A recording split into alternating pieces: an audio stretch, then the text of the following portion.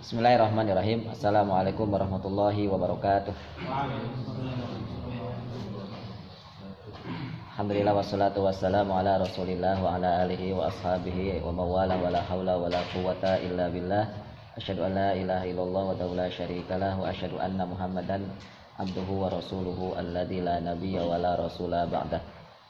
Baik, kita lanjutkan pembahasan kita di Majelis Sirah hari Jumat sebagai wasilah kita untuk memahami lebih dalam tentang Nabi kita Shallallahu Alaihi Wasallam dan generasi yang telah dibina, yang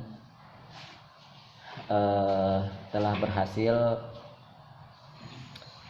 berhasil menghadirkan cahaya di muka bumi ini. Yang pembahasan pada pekan yang lalu kita berada pada tema tentang konsep membangun perekonomian umat. Konsep membangun perekonomian umat yang ini merupakan satu di antara banyak tema pada kurikulum ketiga di dalam Majelis Sirah ini, yaitu Sirah tematik. Hari ini kita berada pada bagian kedua, part kedua dari konsep perdagangan dan bisnis, atau masuk pada pembahasan tentang membangun perekonomian umat menurut Sirah Nabawiyah. Wahafillah rahimani wa rahimakumullah. Kita masuki saja langsung pada Sirah Nabawiyahnya. Yang pertama yang kita harus bahas adalah pada Sirah Nabawiyah tentang bagaimana menghadirkan atau bagaimana membangun ekonomi umat.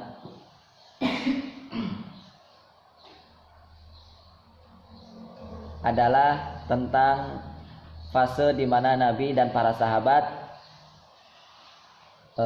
berada di Mekah.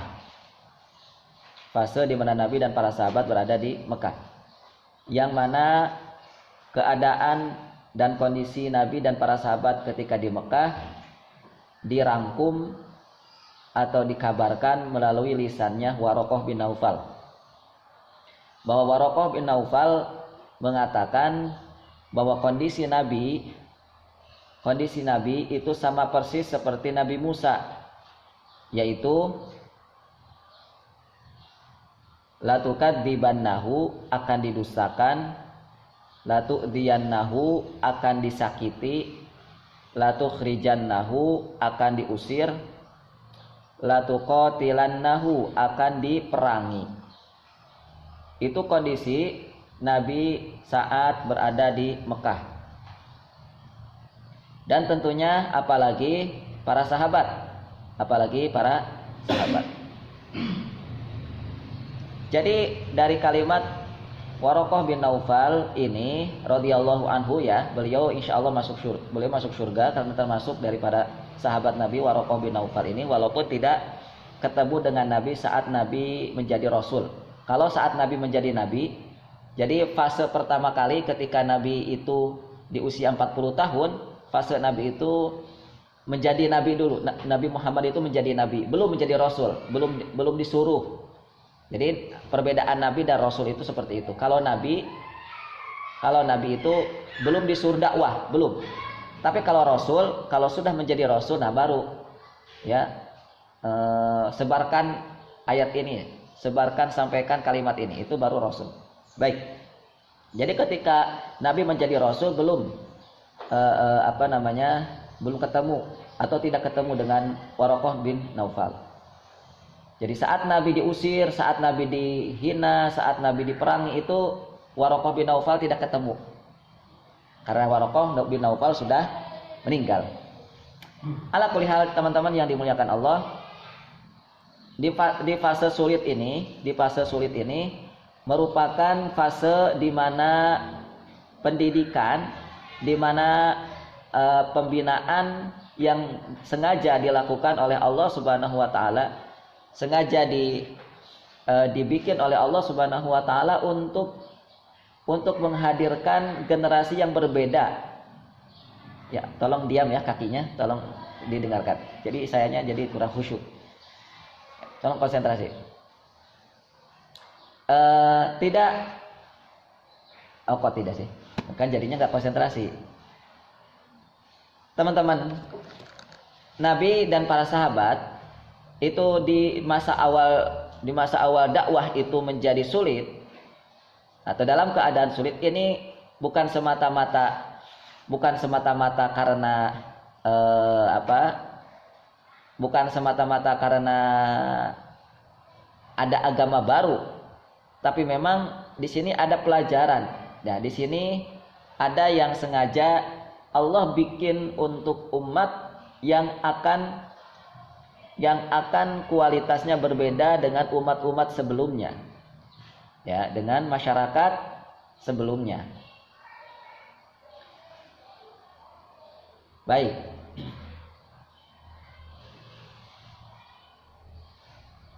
Dan tentunya di masa sulit seperti yang dialami oleh Rasul dan para sahabat, tentunya tidak mungkin akan melakukan pembangunan fisik. Tentunya tidak akan mungkin membangun bangunan yang bentuknya fisik, karena situasinya dalam keadaan sulit. Ya, situasinya dalam keadaan sulit. Maka dalam keadaan sulit ini, di masa-masa sulit, Nabi kita Shallallahu Alaihi Wasallam dan para sahabat adalah menjadi latihan untuk para sahabat dan pengikut-pengikut Nabi yang lain agar memiliki kemampuan untuk hidup lebih mandiri. Nah, kemudian memiliki keterampilan atau life skill yang selalu terasah. Nah, nanti kita sampaikan ya apa ininya, alasannya. Melatih jiwa, melatih kelembutan, melatih kepekaan dan sensitivitas. Gitu. Nah, sekarang lihat. Orang dalam kondisi sulit, kira-kira kondisinya berbeda apa tidak dengan kondisi dalam keadaan nyaman? Kondisi dalam keadaan miskin dengan kondisi orang dalam keadaan kaya, kira-kira situasinya beda apa sama? Nah, kalau dalam kondisi sulit, dalam kondisi miskin, biasanya orang sulit untuk hidup nyaman, ya kan? Sulit untuk hidup nyaman,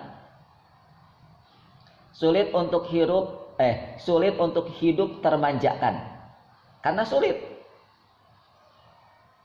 Tapi lain halnya ketika dalam kondisi kaya raya, hidupnya nyaman, manja, gitu kan? Nah, kondisi seperti itulah yang tentunya dibuat agar muslimin itu mampu mandiri, nah, ya. Agar keterampilan, skill dan lain sebagainya itu terus terasah. Karena tentunya yang akan dilahirkan oleh Islam itu bukan generasi manja. Dan generasi awal Islam itu bukan generasi manja.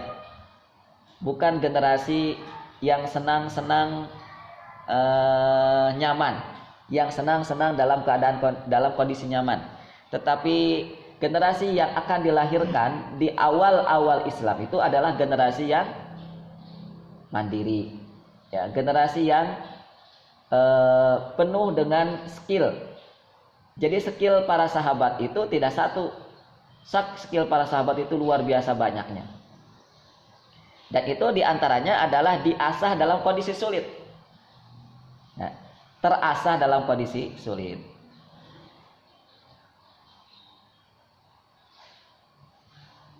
Ditambah lagi teman-teman, ditambah lagi kondisi sulit, kondisi yang menyulitkan Nabi dan para sahabat itu bukan semata-mata karena mereka miskin, bukan semata-mata mereka para sahabat itu tidak punya lahan ekonomi yang luas, atau tidak dalam kondisi kaya, begitu kan? Tetapi apa yang menyebabkan para sahabat berada dalam kondisi sulit? Apa kira-kira? Apa yang menyebabkan Nabi dan para sahabat berada dalam kondisi sulit?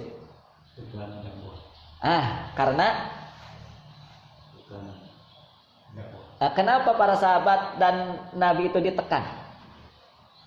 Kondisi sulit itu kan ditekan, dibunuh, diusir, itu kondisi sulit. Sebabnya apa? Menyebarkan dakwah.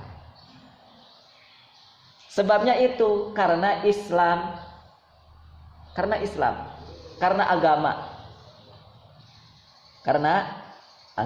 Nah, ini yang menjadi alasan yang luar biasa,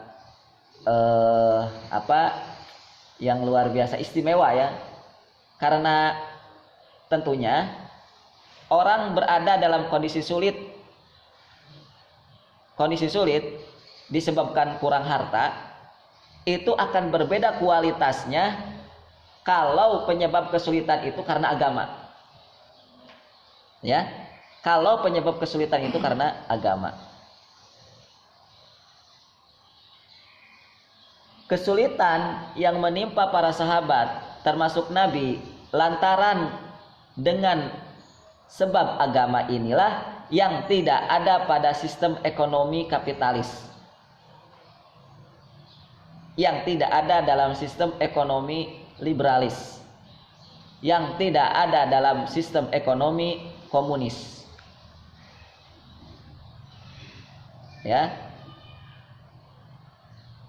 Jadi kesulitan dalam agama ini menjadi andil, menjadi sebab kenapa sistem ekonomi muslim menjadi kuat. Kalau antum nanti belajar dalam sistem ekonomi kapitalis yang hari ini dipelajari di kampus-kampus, saya kira nggak akan ketemu itu tema kayak beginian. Apa kaitannya antara kesulitan agama dengan bangkitnya ekonomi? Gitu. Justru inilah yang menjadi sebab paling penting, paling esensial kenapa ekonomi Nabi di Madinah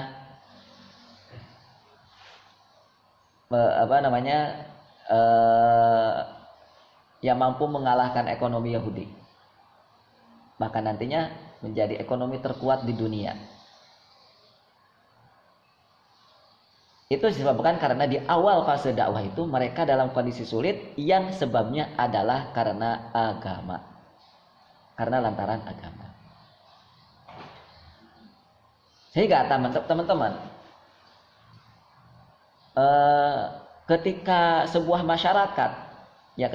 masyarakat itu tujuan membangun ekonominya adalah sebab karena sulitnya dunia, karena miskin, karena sering dililit hutang misalnya, itu akan sangat berbeda mentalitas, akan sangat berbeda, ya, akan sangat berbeda tujuan, akan sangat berbeda mentalitasnya dengan motivasi membangkitkan ekonomi itu dengan landasan agama, gitu. Dengan landasan agama. Orang itu rata-rata kalau ditanya, "Mas, kenapa kamu harus kerja pulang pergi pagi pulang sore bahkan bisa sampai malam?" Karena alasan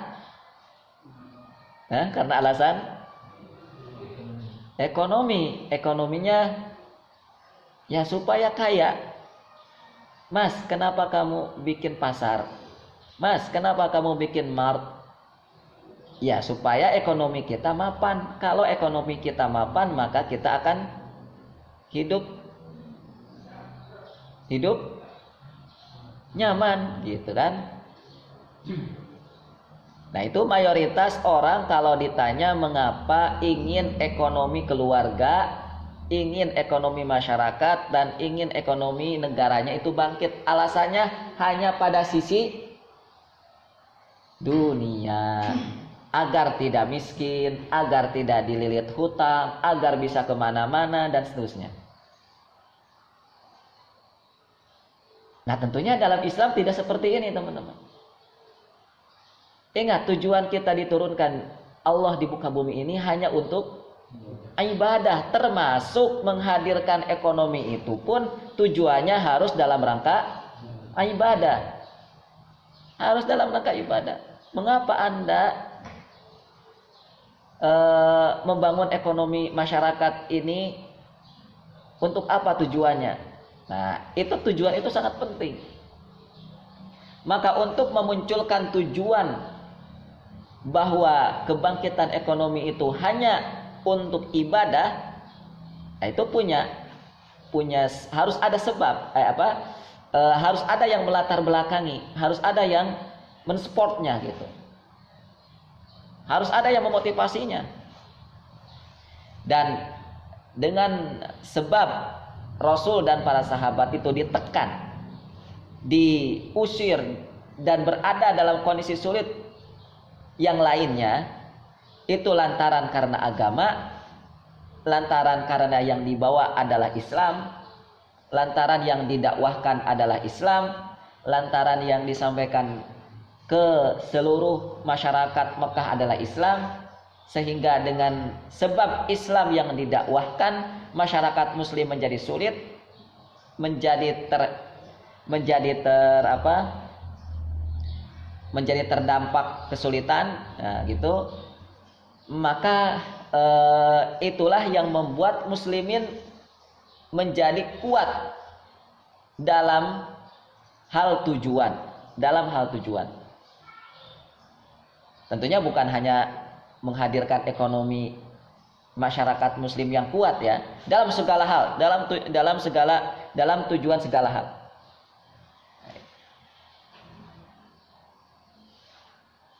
Maka ketika membangun ekonomi landasannya adalah agama, bukan hanya semata-mata kesulitan dunia, maka ekonominya akan mudah, akan ada jaminan untuk bangkit, akan ada jaminan untuk menang. Kalau landasannya agama. Dalilnya mana? Allah mengatakan dalam surat Muhammad, a'udzubillahi minasyaitonirrajim, in tansurullah yansurkum. Jika kamu menolong Allah, maka Allah akan menolongmu.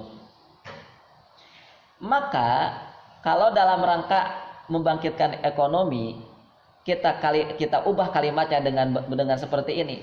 Barang siapa yang menolong Allah, barang siapa yang menolong agama Allah. Kan Rasul dengan para sahabat itu kan semata-mata hidup itu karena menolong agama Allah kan. Berdakwah kemana-mana itu ngapain sih? Rasulullah berdakwah ke Taif sampai harus digebukin, dilempar, itu kenapa? Dalam rangka apa? Hah? Iya, menolong agama Allah supaya tersebar. Nah, jaminannya yang surkum.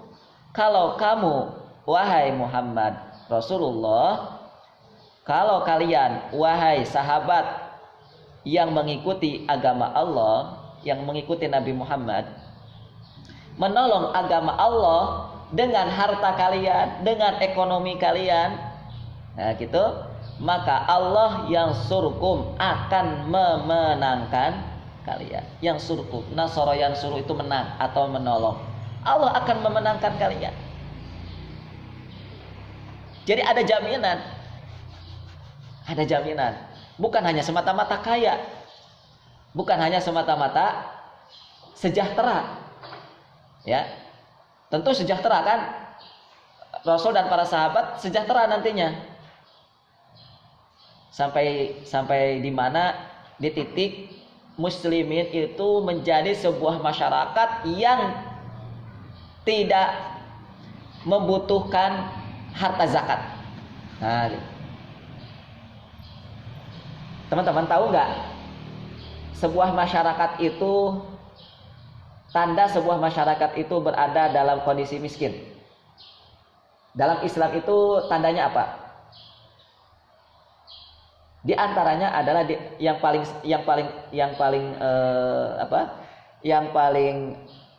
nyata, sebuah masyarakat itu berada dalam kondisi miskin, tidak sejahtera adalah mereka masih menerima zakat.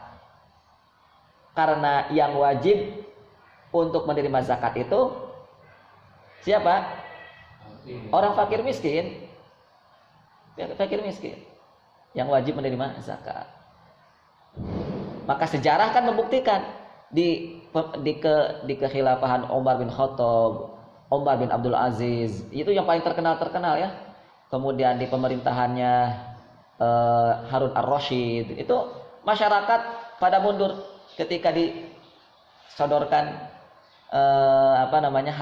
harta zakat. Jadi sampai pengawal, pembantu khalifah itu angkat tangan. Ya khalifah, ini masyarakat sudah tidak mau menerima harta zakat. Itu karena mereka sudah mampu, mereka sudah sejahtera. Itu sampai ke titik di mana masyarakat itu sejahtera. Sudahlah jadinya begini teman-teman. Muslimin itu pasti sejahtera, pasti gitu. Asal tadi yang diperjuangkan harus jelas dulu. Asal yang diperjuangkan itu harus jelas dulu. Baik. Itu poin yang pertama ya, tentang mengapa atau apa yang menyebabkan ekonomi di zaman Nabi itu kuat. Ekonomi di zaman sahabat itu kuat. Mengapa? Ini landasan pertamanya. Bahwa kesulitan di masa periode Nabi, di masa periode awal Nabi dan para sahabat ini benar-benar memiliki pelajaran. Yang mana tujuan besarnya adalah agar muslimin faham betul tentang tujuan untuk apa selama ini mereka berjuang, untuk apa selama ini mereka bekerja, untuk apa selama ini mereka membangun ekonomi. Untuk apa? Nah, maka dijawab tadi untuk menolong agama Allah. Maka kalau ekonomi umat akhir zaman ini ingin bangkit, jawabannya adalah tanam kuat-kuat. Tujuan dalam berekonomi itu adalah berasaskan agama. Harus tujuannya agama.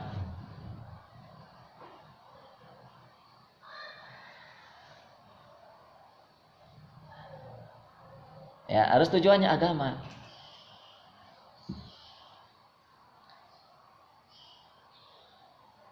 Kan di dalam agama, di dalam Islam gitu kan, ada syariat istighfar, ada syariat zikir. Yang mana fadilahnya kan antum tahu sendiri. Fadilah keutamaan istighfar itu apa? Fadilah istighfar wa yumdidukum bi amwali wa banina. Apa? Wa yumdidukum bi amwali wa banina wa yaj'al lakum anhar. Itu istighfar. Surat apa itu? Al-Insan. Surat Nuh ya. Wa yumdidkum bi amwal, akan dibentangkan harta. Amwal itu harta, dibentangkan harta. Wabanin, anak-anak, akan dibikin anak itu banyak. Dengan apa? Dengan istighfar. Wa yumdidkum bi amwali wa banina wa yaj'al lakum jannat. Wa yaj'al lakum jannat. Allah akan menjadikan kebun-kebun. Jadi akan menjadikan sejahtera. Karena potret masyarakat sejahtera itu punya kebun. Punya kebun. Di antaranya. Wa yaj'al lakum anharo. Dan Allah akan menjadikan untuk mereka sungai-sungai, anhar, sungai-sungai. Kenapa orang mengatakan, dunia mengatakan Indonesia ini merupakan surga dunia? Satu, karena jannat, karena di Indonesia banyak kebun-kebun, hutan-hutan, lebat-lebat. Yang kedua, di Indonesia banyak anhar, banyak sungai-sungai. Oh, Indonesia surga dunia. Hadhil jannah. Ya, orang Arab mengatakan begitu ke Indonesia. Nah, kalau seperti itu ingin kita hadirkan gitu ya, maka harus berasaskan agama sekali lagi. Harus berasaskan atau berlandaskan agama. Lalu juga di dalam agama ada syariat sholat. Di dalam agama ada syariat sholat. Di antaranya sholat qobliyah subuh. Sholat qobliyah subuh apa keutamaannya? Barang siapa yang melaksanakan sholat 2 rakaat sebelum subuh, maka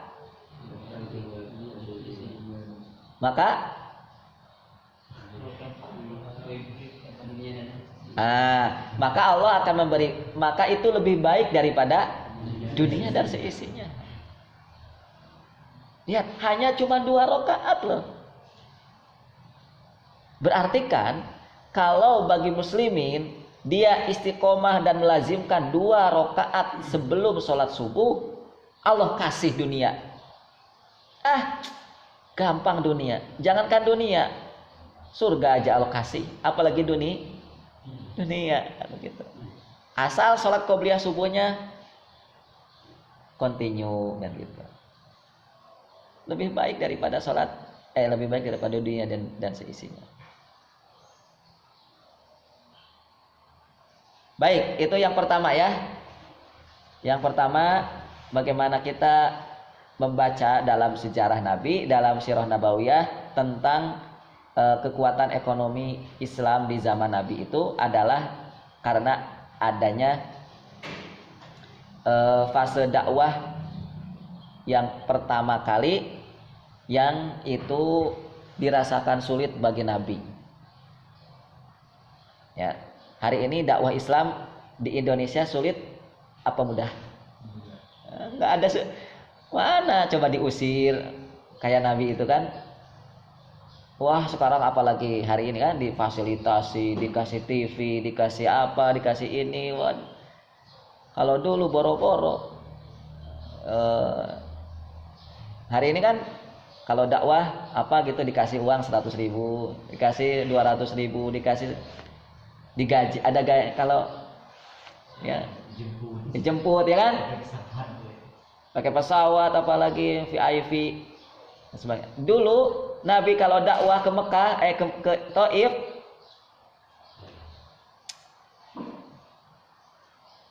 jalan kaki sendiri, harus jalan kaki berdua ya sama Zaid bin Haritha, jalan kaki. Kemudian belum sampai sudah dilontari sama batu untuk berdakwah dulu. Ya. Tapi dengan cara itulah Rasulullah dan para sahabat ya mendapatkan hasil yang sulit untuk kita tiru hari ini. Sulit. Makanya kalau dakwah kita nyaman-nyaman saja seperti ini, ya sebenarnya kalau tidak hati-hati ini akan tertipu. Baik, yang kedua, ada syariat di dalam ada kisah, ada potret, ada kilasan di dalam sirah nabawiyah itu yang kemarin kita sudah sampaikan tentang dakwah sembunyi-sembunyi. Nah, ini juga menjadi poin penting yang harus didalami, teman-teman. Kita tidak akan bisa menghadirkan ekonomi umat hari ini menjadi kuat kalau kita tidak mendalami dakwah sembunyi-sembunyi di zaman Nabi itu, atau dakwah sir, dakwah sembunyi-sembunyi, dakwah secara rahasia. Kita sedikit mendalami tentang dakwah sembunyi-sembunyi. Antum baca sendiri ya. Baca sendiri dakwah sembunyi-sembunyi itu bagaimana, seperti apa kondisinya. Pembahasan tentang dakwah sembunyi-sembunyi ini atau secara rahasia ini adalah di mana Nabi melakukan strategi dan langkah dalam membawa Islam ke pentas dunia. Itu dengan cara dakwah sembunyi-sembunyi. Di periode awal ya, ketika dakwah sembunyi-sembunyi ini, Nabi dan para sahabat sekali lagi dalam kondisi sulit, sekali lagi dalam kondisi yang terasing. Lalu para sahabat atau pengikut Nabi Muhammad itu dalam kondisi sedikit jumlah, sudah sulit, sedikit diasingkan. Karena mayoritas kepercayaan agama zaman dulu itu apa? Berhala. Jahiliyah, berhala kan? Tiba-tiba muncul agama asing yang dibawa oleh baginda Rasul mulia Muhammad SAW. Gitu. Namun, walaupun Nabi dan para sahabat dalam kondisi sulit, kondisi terasing, jumlah pengikut sedikit, namun mereka punya misi, mereka punya visi besar, mereka punya beban berat. Apa yang ada di pundak mereka, visi mereka itu, yaitu menyebarkan Islam. Coba gimana ya caranya ya? Contohnya.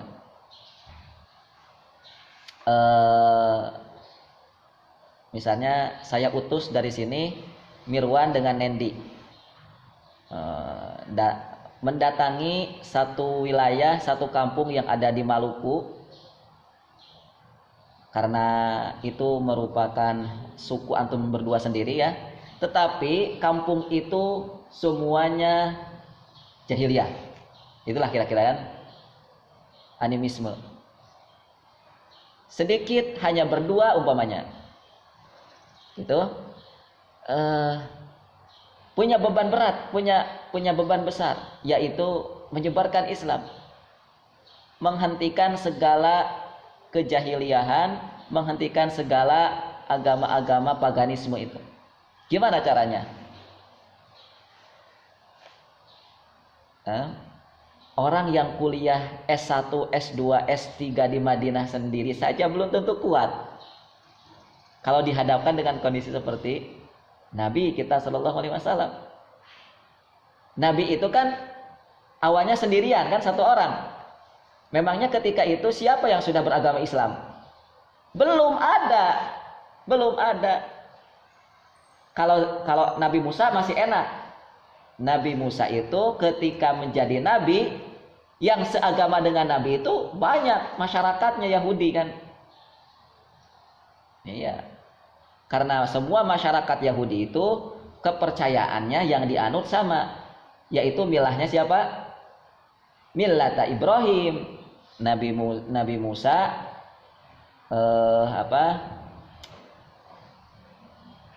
ke atasnya itu. Jadi beliau ini keturunan dari Yahudi, Nabi Yakub, Yusuf, Yakub, nanti ke atasnya Nabi Ibrahim.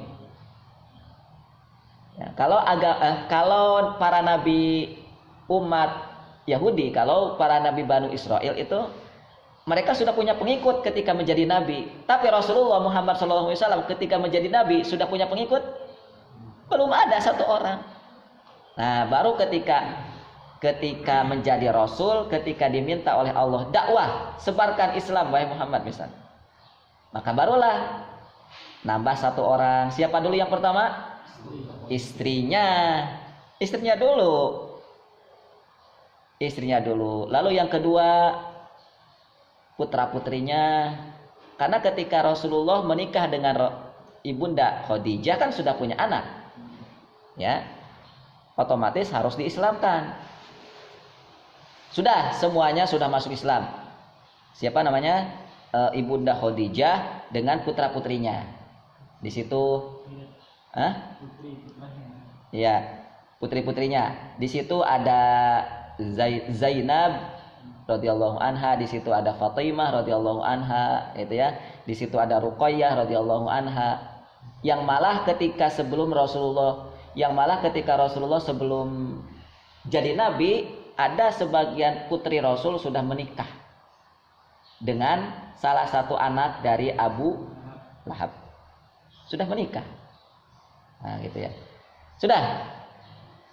Tapi tidak cukup, tidak bisa Islam disebarkan oleh wanita, oleh Ibunda Khadijah radhiyallahu, terbatas, perempuan terbatas. Lalu Rasulullah berpikir, siapa lagi yang harus diislamkan agar Islam ini tersebar?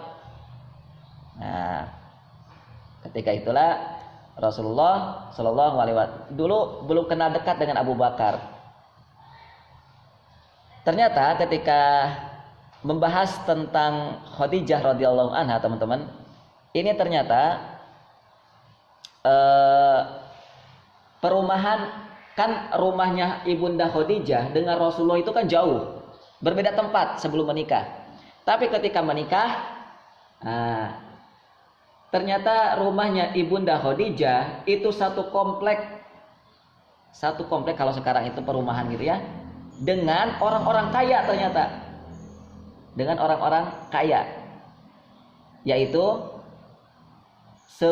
satu komplek dengan Abu Bakar, sekomplek dengan Utsman, sekomplek dengan Abdurrahman bin Auf. Nah, itu kan para tujar, para pedagang-pedagang hebat gitu. Dan disitulah mulai dekat hubungan Rasul pertama kali dengan Abu Bakar radhiyallahu anhu. Ya. Lalu dengan wasilah daripada Abu Bakar radhiyallahu anhu, Utsman bin Affan masuk Islam, Abdurrahman bin Auf masuk Islam. Kenapa? Tetangga, sama-sama satu profesi, yaitu pedagang. Ya sudahlah, masuk Islam, gitu kan?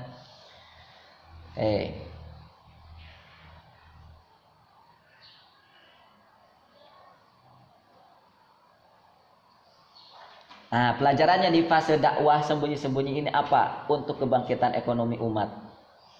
Apa pelajarannya? Baik. Pelajaran yang ada dalam masa dakwah sembunyi-sembunyi ini, bahwa kita sebagai orang yang tergerak untuk membangkitkan umat Islam ini, maka kita harus pandai-pandai untuk memilih calon-calon siapa yang akan mendampingi kita, siapa yang akan kita kader, siapa itu tidak sembarangan. Nah, harus kita pilih di antaranya ya. Di antaranya yang harus kita pilih adalah mereka-mereka yang mampu untuk mengemban amanah umat ini, mengemban amanah Islam ini. Tentu dengan potensi yang mereka miliki. Ya, dengan potensi yang dimiliki oleh Abu Bakar sebagai seorang tujar, maka itu menjadi sebuah keringanan sendiri bagi Nabi. Menjadi sebuah keringanan sendiri bagi Nabi kita Shallallahu Alaihi Wasallam.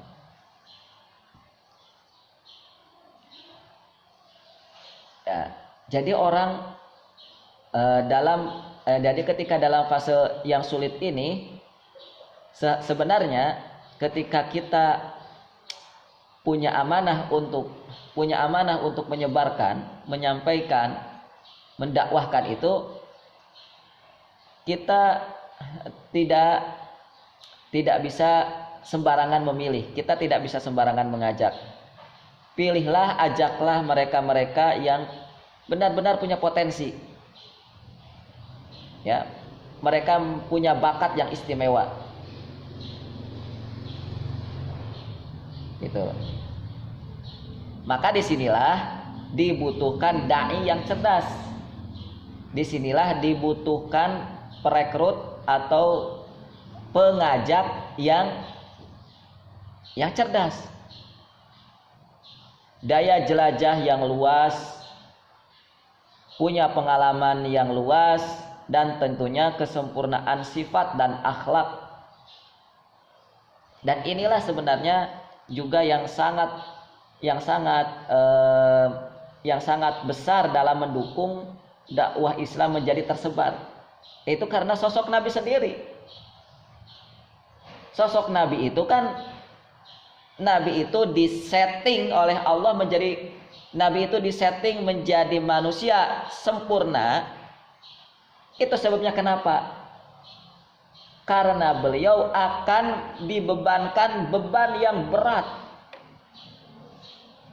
Bukan hanya membangun ekonomi umat, bukan. Tetapi dibebankan Allah, Islam harus tersebar di muka bumi ini. Ini kan beban berat.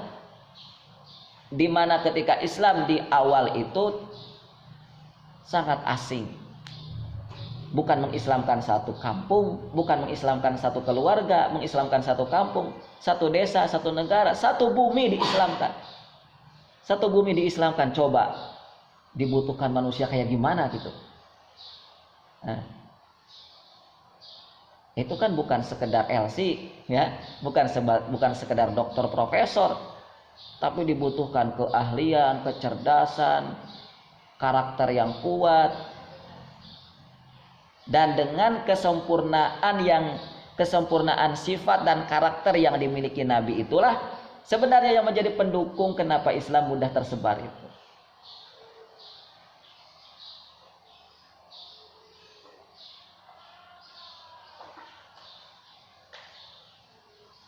Termasuk dalam mengadakan perekrutan, termasuk Nabi ketika mengajak, termasuk Nabi dalam ketika berdakwah.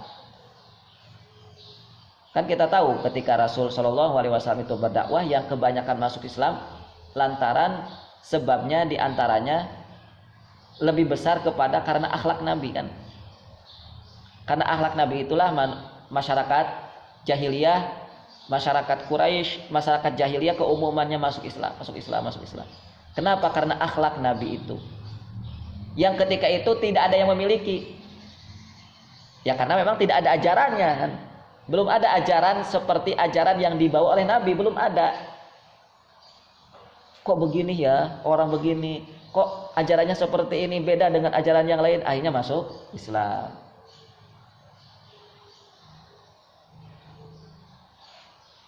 Nah, kaitannya yang lebih dekat dengan kebangkitan dan menguatkan ekonomi umat adalah, maka kalau ekonomi mau maju, maka dibutuhkan dai-dai yang kuat skill ekonominya.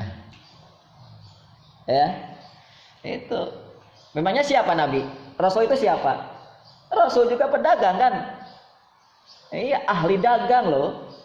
Rasulullah pernah diajak dagang kan? Iya. Diajak dagang kemana? Ke Syam oleh siapa? Abu Thalib. Disitulah beliau berdagang. Apalagi Rasulullah Shallallahu Alaihi Wasallam punya kekuatan secara nasab. Ya, nasab kuat dalam diri Rasul itu adalah tujar, pedagang. Ya. Iya, jadi dai yang pembisnis tentunya akan mudah mengajak para pembisnis kan. Sekali lagi kemarin kita sudah sampaikan tentang cara metode dakwah Nabi itu, ya. Metode dakwah itu ketika menyampaikan kepada Abu Jahal tentunya harus berbeda ketika akan menyampaikan Islam kepada Bilal bin Rabah, termasuk menyampaikan Islam kepada para pedagang. Jadi teman-teman, pembelajarannya di fase dakwah sembunyi-sembunyi ini adalah adalah kenapa ekonomi Islam itu kuat di masa Nabi? Karena Nabi sendiri itu punya skill pedagang, sehingga memudahkan para pedagang Quraisy masuk Islam gitu, memudahkan para pedagang jahiliyah masuk Islam. Jadi sebelum berbicara gimana menghadirkan ekonomi umat, ya harus dilihat dulu siapa kita. Siapa kita? Ya.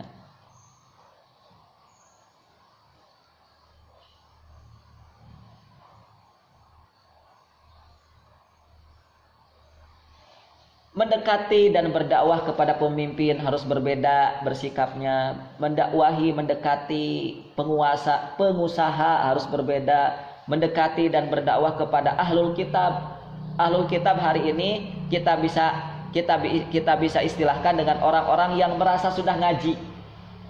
Ahlul kitab kan gitu ya. Yahudi dulu belum masuk Islam, padahal mereka sudah punya Alkitab. Tidak sama dengan Quraisy. Quraisy nggak ada kitab, makanya mereka beragamanya ngawur, lebih ngawur daripada ahlul kitab. Ahlul kitab masih ada beberapa syariat di kitab-kitab mereka yang mereka aplikasikan, yang mereka syariatkan. Nah, tetapi bukan cara beragama seperti itu yang diinginkan Nabi. Ya, bukan cara beragama seperti ahlul kitab yang diinginkan oleh Nabi kita Shallallahu Alaihi Wasallam. Makanya diturunkan oleh Allah Subhanahu Wa Taala Nabi kita Shallallahu Alaihi Wasallam itu untuk menyempurnakan apa?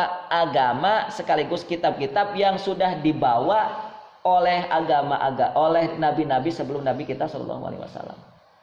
Karena yang diinginkan oleh Allah agama yang harus dianut oleh seluruh manusia, oleh seluruh agama yang sudah ada ketika itu, baik itu Yahudi, Nasrani dan seterusnya, itu adalah agama Islam yang dibawa oleh Rasul Muhammad Shallallahu Alaihi Wasallam. Ya, baik. Nah, mendakwahkan orang-orang yang sudah ngaji, yang merasa sudah ngaji, yang merasa sudah belajar Quran, ya belajar gitu, tapi ya belum kelihatan geliatnya, semangatnya untuk berdakwah dengan Islam. Itu perlu didakwahi, tapi tentunya berbeda metodologinya. Lalu juga mendekati dan berdakwah kepada ilmuwan, mendekati dan berdakwah kepada petani, kepada rakyat, itu punya metode sendiri. Ya, punya metode sendiri. Baik, itu yang kedua, ya. Pembelajaran dari dakwah sembunyi-sembunyi.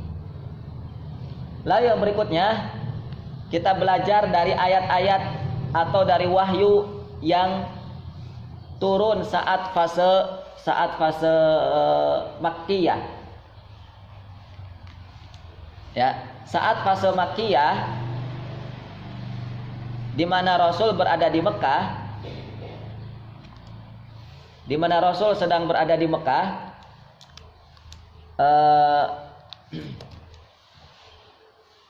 tolong dibawa dong. Di mana Rasul sedang berada di Mekah, bahwa ayat-ayat yang pertama kali turun adalah ayat-ayat tentang penguatan tauhid dan aqidah as-salimah. Penguatan tentang tauhid dan aqidatus salimah.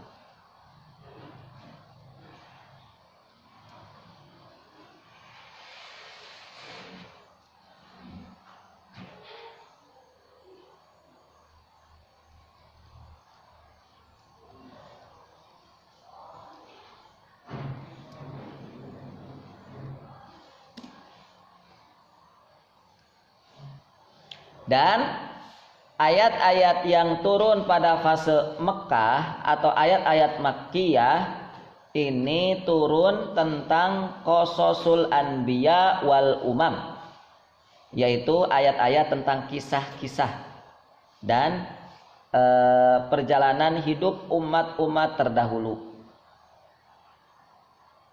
Dah cukup sampai situ, tidak perlu banyak pembahasan ya.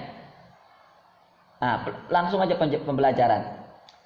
Pelajarannya dalam kaitannya bagaimana menguatkan ekonomi umat adalah dari dari ayat-ayat yang turun pertama kali kepada Nabi di Mekah itu adalah bahwa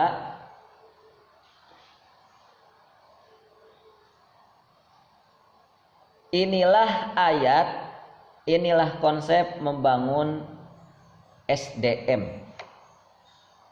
Ingat ya, bahwa di fase Makkiyah itu belum membangun apa-apa. Rasul belum membangun istana, Rasul belum membangun rumah sakit, Rasul belum membangun, bahkan yang paling penting dalam sebuah bangunan Islam itu apa? Masjid. Rasul belum membangun masjid. Jadi intinya teman-teman, di fase Mekah itu Rasul dan para sahabat belum membangun apa-apa. Maka yang dilakukan oleh Rasul dan para sahabat apa? Membangun SDM-nya dulu. Membangun para kader-kader yang akan menghadirkan atau yang akan mengawal ekonomi umat itu diantaranya. Ya, para tujar, para saudagar, para pedagang itu dikadar oleh Nabi, dididik oleh Nabi, yaitu dengan ayat-ayat Makkiyah. Maka kenapa muncul Abu Bakar radhiyallahu anhu, Utsman bin Affan radhiyallahu anhu, Abdurrahman bin Auf radhiyallahu anhu, itu diantaranya adalah disebabkan karena mereka sudah ditempa dididik oleh wahyu Makkiyah.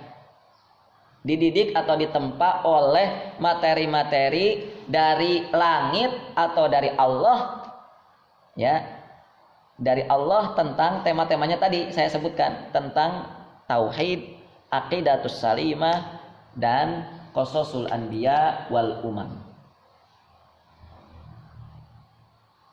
Jadi ekonomi masyarakat muslim itu tidak akan bangkit kalau tidak akan bangkit, ya, kalau selama mempelajari ekonomi, kalau selama belajar berdagang, kalau selama belajar berjualan tidak ditanamkan ilmu-ilmu tauhid, ilmu-ilmu kisah, nggak akan berjalan, nggak akan bangkit, nggak akan muncul tuh para saudagar, nggak akan muncul para pedagang-pedagang hebat seperti Utsman bin Affan itu.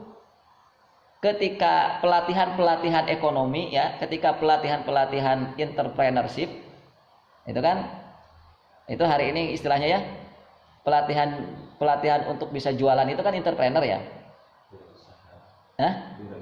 wirausaha gitu,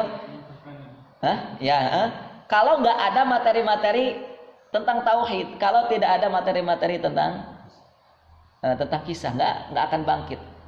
Karena kebangkitan ekonomi di zaman Nabi itu disebabkan karena SDM sumber daya manusia yang sudah ditanam oleh wahyu yang bertemakan tentang akidah, tentang tauhid dan kisah.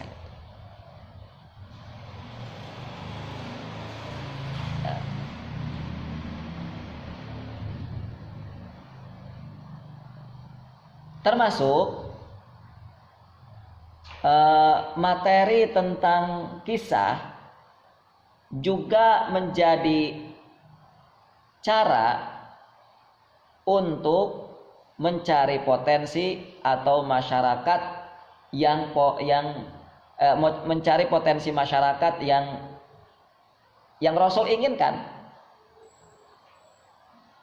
Dari mana? Dari sebab kisah, dari sebab sejarah itu. Ya. Sebenarnya kalau kita artikan kisah itu apa sih? Sejarah itu apa sih? Itu kan kalau kita mempelajari sejarah, mempelajari kisah, itu artinya kita mempelajari orang-orang terdahulu kan. Pelajari orang-orang terdahulu tuh, dipelajari. Nah, mencari potensi juga itu sebenarnya adalah bisa dilakukan dengan kita mempelajari orang-orang terdahulu. Dengan apa? Dengan mempelajari ilmu nasab. Mempelajari ilmu nasab itu sama dengan mempelajari orang-orang terdahulu. Ya, orang-orang terdahulu itu mereka punya bakat apa? Orang-orang terdahulu di masyarakat Quraisy, orang-orang terdahulu di masyarakat Taif, orang-orang terdahulu di masyarakat Madinah, mereka ini orang-orangnya kayak gimana? Pelajari. Karena potensi orang-orang dahulu di masyarakat Quraisy itu tidak akan jauh berbeda dengan masyarakat Quraisy di zaman sekarang. Gitu.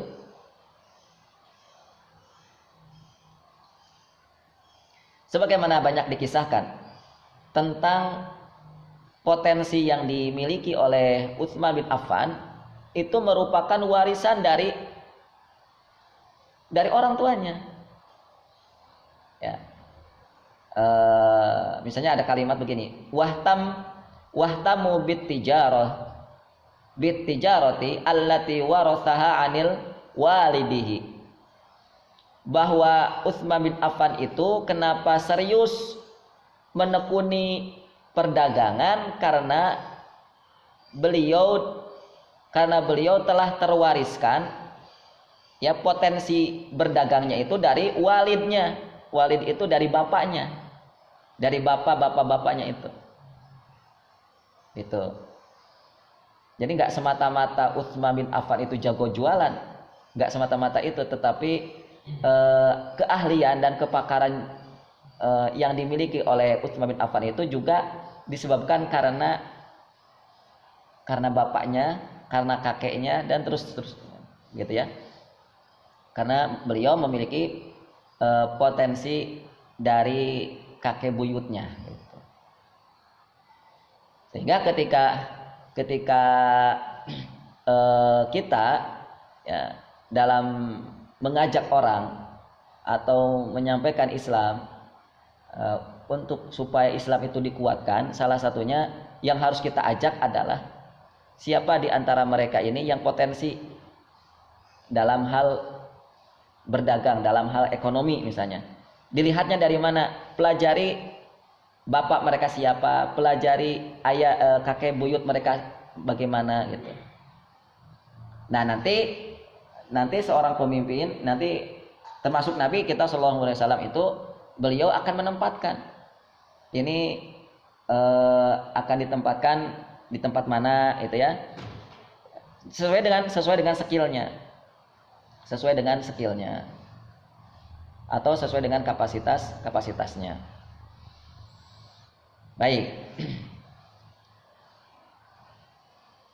lihat sekilas tentang generasi yang potensinya tinggi, yang dimiliki diantaranya oleh contohnya Abu Bakar As-Siddiq radhiyallahu anhu.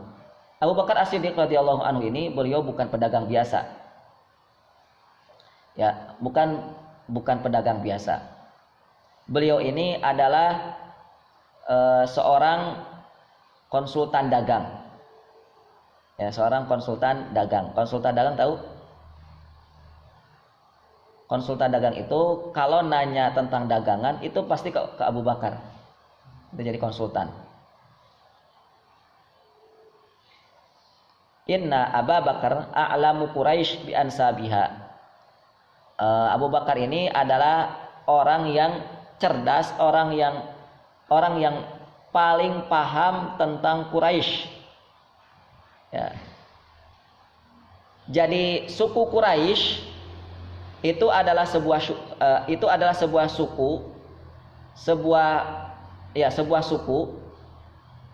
yang memiliki nasab yang istimewa, dan pengetahuan tentang suku Quraisy itu dimiliki oleh salah satunya Abu Bakar As-Siddiq. Ya, salah satunya oleh Abu Bakar As-Siddiq. Wa qala Ibnu Katsir mengatakan wa kana rajulan tajiran. Abu Bakar itu adalah seorang yang memiliki kemahiran di dalam berdagang, tajir.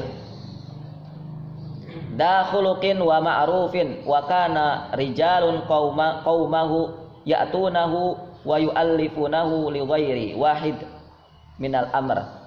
Jadi Abu Bakar As-Siddiq ini punya kebiasaan, beliau ini duduk di rumah beliau dan membuka pintu sekaligus waktu untuk masyarakatnya datang mendatangi majelis beliau, mendatangi rumah beliau. Untuk apa? Untuk berbicara tentang masalah perdagangan.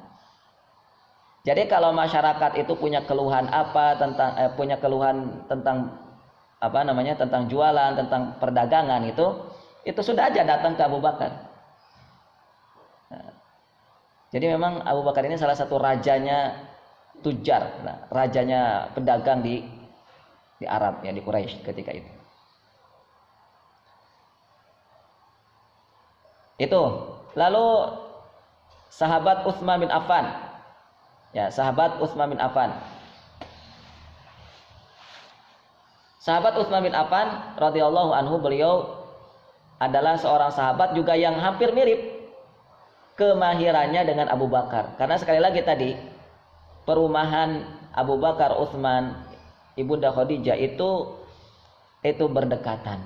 Karena memang mereka ini sama-sama satu profesi, ya, pedagang-pedagang yang kuat, ya, yang memiliki kekayaan yang kuat.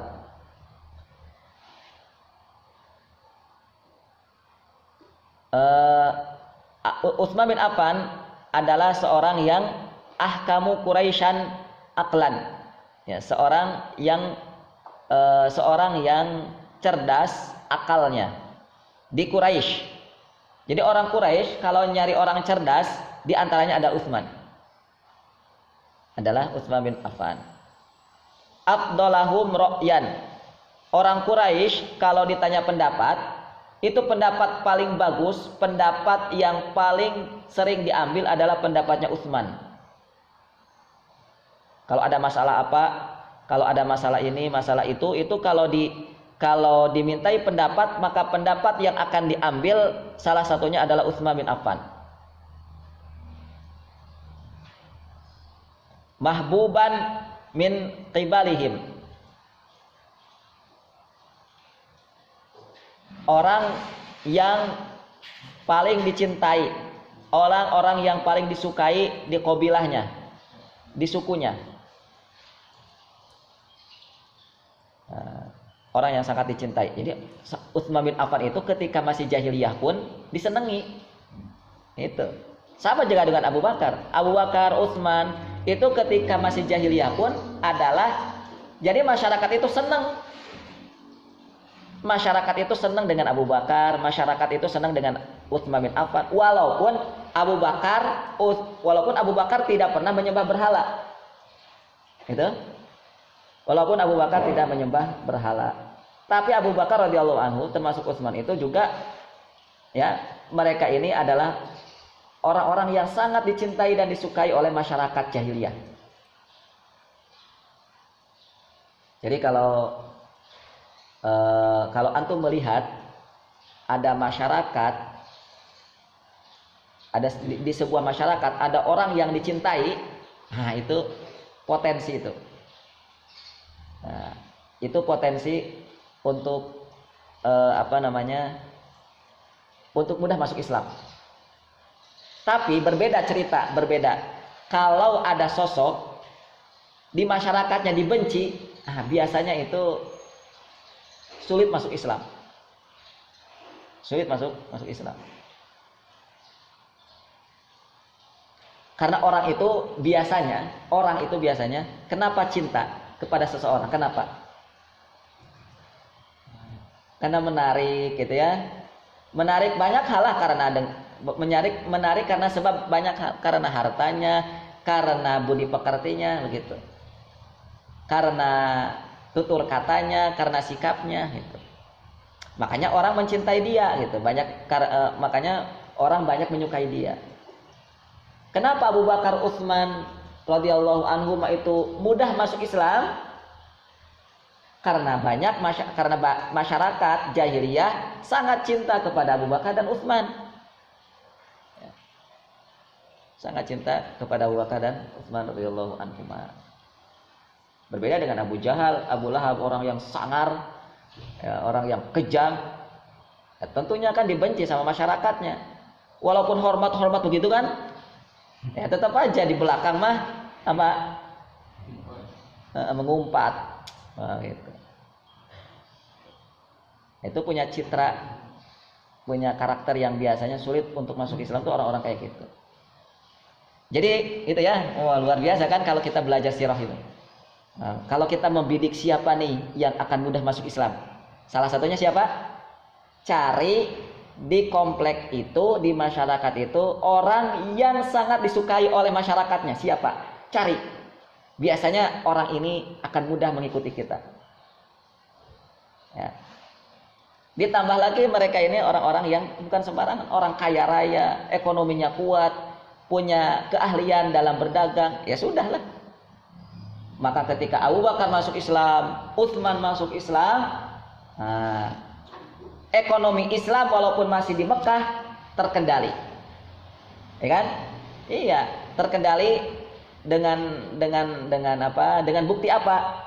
Ketika Rasulullah membutuhkan uang untuk membeli para budak itu supaya dibebaskan, digelontorkan, dikasihkan. Abu Bakar ngasih, Utsman ngasih, gitu. Abdurrahman bin Auf ngasih. Untuk membebaskan siapa? Membebaskan Bilal bin Rabah, kemudian budak-budak yang lain karena terancam akan dihukum atau bahkan dibunuh oleh tuan-tuan mereka. Teman-teman lihat, saya sekilas ingin ya mudah-mudahan antum tergelitik ya, bahwa salah satunya sahabat Utsman bin Affan, kenapa beliau ini jago dalam berdagang? Karena beliau punya prinsip. Nah, kalau antum ingin menjadi sekaya Utsman, pegang prinsip ini. Setidaknya ada 5 prinsip kaya ala Utsman bin Affan. Tentunya ini butuh pendalaman ya. Saya hanya ingin melintas sedikit saja. 1, Utsman bin Affan ini memiliki kiat ya. Kenapa beliau ini kaya? Mengapa beliau ini jago dalam berjualan? Beliau mengatakan, kuntu u'alij. Beliau ini adalah orang yang senang terjun langsung untuk berjualan. Ya. Kuntu u'alij. Yang kedua, wa unammi. Aku yang mengembangkan. Ya, mengembangkan. La azdari ribhan. Yang ketiga, tidak meremehkan keuntungan walaupun sedikit. Ada untung sedikit tidak diremehkan. Yang keempat, wala ashtari syaikhan. Tidak membeli yang tua. Kalau membeli sesuatu untuk dijual itu tidak membeli sesuatu yang tua. Yang kelima, wa aj'alu ra'sain. Aku jadikan satu modal menjadi 2 modal. Nah, ini kiat menjadi orang kaya ala Utsman bin Affan. Ada 5. Nah, tentunya tidak bisa dibahas sekarang ya, hanya ini saya sampaikan untuk melihat sisi keunikan kenapa Utsman bin Affan itu menjadi kaya raya bahkan sampai meninggalnya. Utsman bin Affan itu salah satunya. Kalau Abu Bakar As-Siddiq itu kan kaya di awal tapi ya. Siapa namanya, Khadijah radhiyallahu anha pun juga sama, kaya di awal. Tapi Utsman bin Affan itu dari awal sampai akhir itu kaya raya. Dari awal lahir sampai meninggalnya pun kaya raya. Nah, sekarang Itu sedikit ya tentang Utsman. Sekarang orang kaya atau orang yang pandai dalam berjualan, pandai dalam berbisnis di antara sahabat yang lain adalah Abdurrahman bin Auf yang memiliki konsep yang luar biasa juga. Di antaranya di antara konsep yang sering kita dengar adalah konsep beliau, dullani ala suq. Ini konsep nih. Kalau mau kaya, pergi kemana? Ke pasar. Kalau mau kaya itu pergi ke pasar. Kalau mau kaya itu pergi ke supermarket. Kalau mau kaya itu pergi ke Rita Mall. Iya, betul. Jadi, antum jalan-jalan ke Rita Mall itu bukan hanya sekedar apa? Ngabisin duit. Harus jadi kaya dong, kayak Utsman bin Affan, kayak Abdurrahman bin Auf. Ini konsep beliau. Ya. Mau kaya kok diam di rumah. Mau kaya itu turun ke pasar.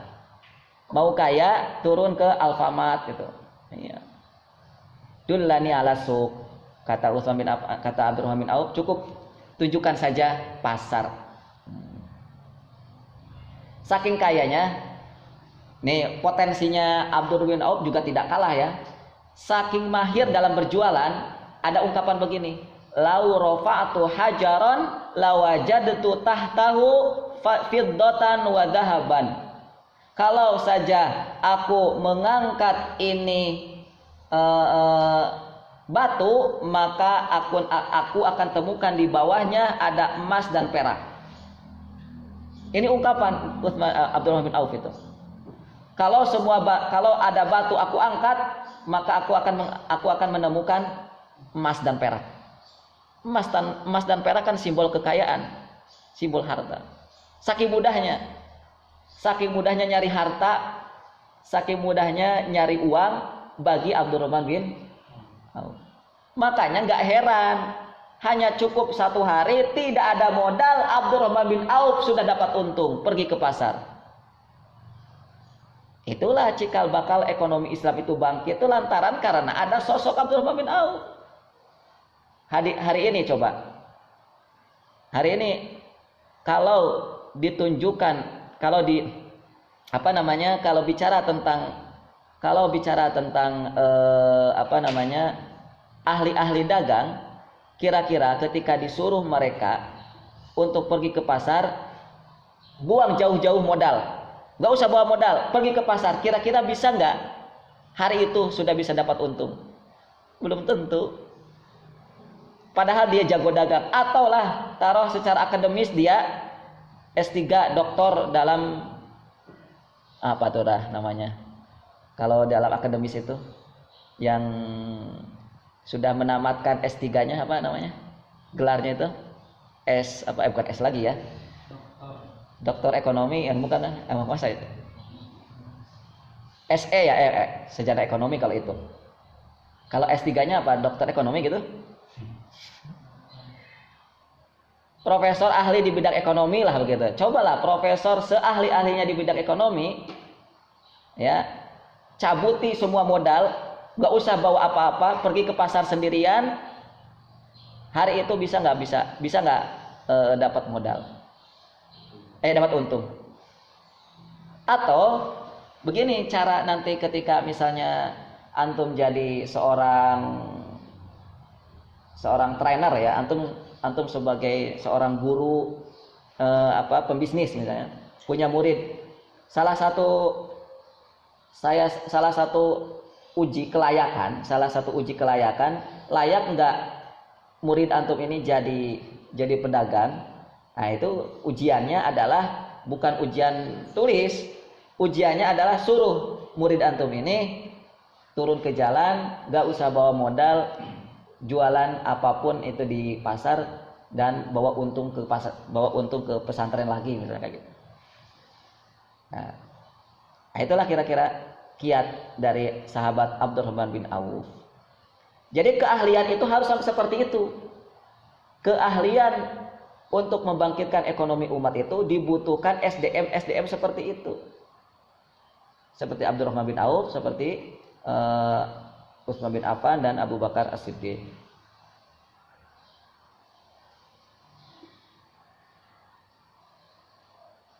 Saya coba melintas ke keahlian yang lain ya, bukan keahlian ekonomi.